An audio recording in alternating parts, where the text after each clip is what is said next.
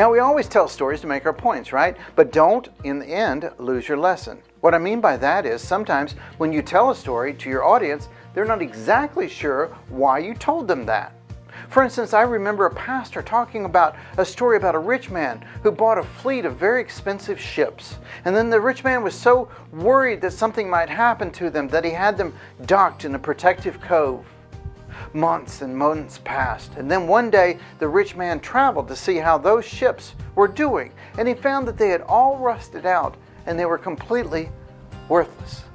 Good story, right?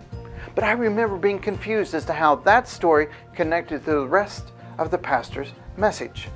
See, we need to make it clear what the key takeaway is. If the pastor had finished by saying, the lesson here is that the rich man's ships were only valuable when they were being used.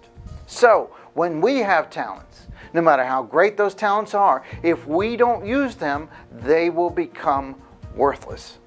So, of course, telling stories is a great way to communicate your point, but don't forget to connect your stories back to the lesson you want your audience to understand.